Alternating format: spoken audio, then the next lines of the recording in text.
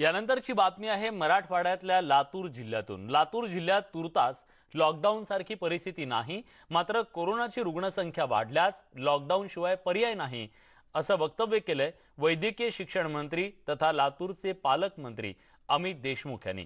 त्यांच्याशी खास बातचीत केली आमच्या प्रतिनिधींनी। तेव्हा आपल्याला कल्पना आहे की मराठवाड्यातल्या अनेक जिल्ह्यांमध्ये कोरोनाचा प्रादुर्भाव वाढतोय, कोरोनाचा फैलाव वाढतोय। त्या पार्श्वभूमीवर नांदेड, औरंगाबाद, परभणी, बीड या जिल्ह्यांमध्ये कोरोनाच्या रुग्णसंख्येत झपाट्याने वाढ होत असताना आता लातूरमध्ये सुद्धा कोरोना बाधित रुग्णांची संख्या वाढते। पण परिस्थिती आता जरी गंभीर असली तरी देखील अजून लॉकडाऊन लावण्यासारखी परिस्थिती झालेली नाही, पण काळजी घेणं अत्यंत गरजेचं आहे। रुग्णसंख्या अशीच वाढत गेली तर मात्र लॉकडाऊनचा विचार करावा लागेल असा इशारा सुद्धा पालकमंत्री अमित देशमुख यांनी दिला।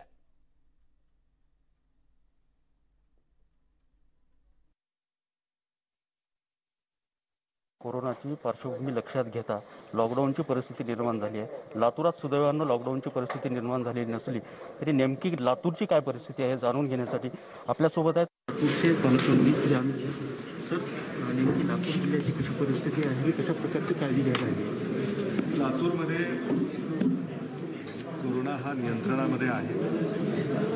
काळजी करण्यासारखं किंवा घाबरण्याचं काहीही कारण नाही, पण राज्यामध्ये काही ठिकाणी याचा प्रादुर्भाव अचानकपणे वाढला आहे। त्यामुळे सतर्कता म्हणून काही उपाययोजना लातूरमध्ये करण्याच्या सूचना दिलेल्या आहेत आणि त्यानुसार जिल्हा प्रशासन पावलं उचलणार आहे।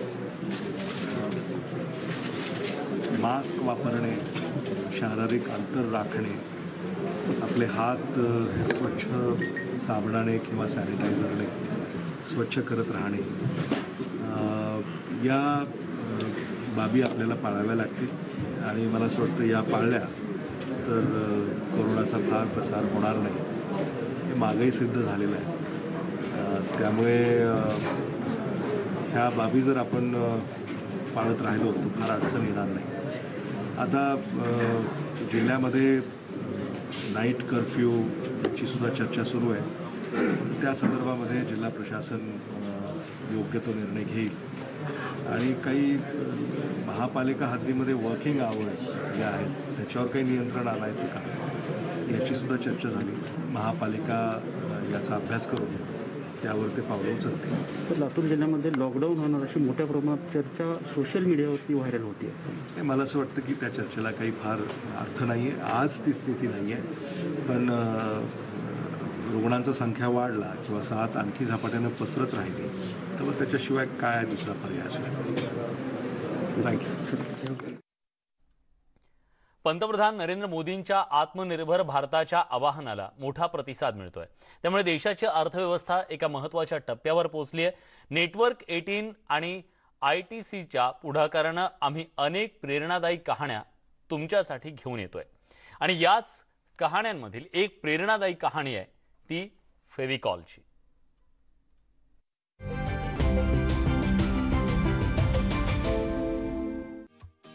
स्वतंत्रता के बाद सबसे पहली पीढ़ी के उद्यमियों में से एक बलवंत पारेख द्वारा 1959 में स्थापित पिडिलाइट इंडस्ट्रीज भारत की सबसे जानी मानी एडहेसिव मैन्युफैक्चरिंग कंपनी है। इसका प्रतिष्ठित ब्रांड फेविकॉल भारत में लाखों उपभोक्ताओं के घर में पाया जाता है और इसे देश के सबसे भरोसेमंद ब्रांड्स में शुमार किया जाता है। Through these 60 years, we spot unserved, underserved market categories. We fill those not just with a world-class product, but with a brand. And then we work tirelessly with users and consumers until we create a brand. Make in India Pidilite आज पूरे भारत में 11 नए कारखानों का निर्माण कर रहा है और आगे भी काफी संभावनाएं देखता है। Pidilite, we are great believers in the India story. And therefore, for us to first and foremost win in India, satisfy consumer domestic demand is a priority. Pidilite के घरेलू उत्पाद और ब्रांड्स आत्मनिर्भर भारत के सपने को पूरा करने में एक प्रेरणा साबित होंगे।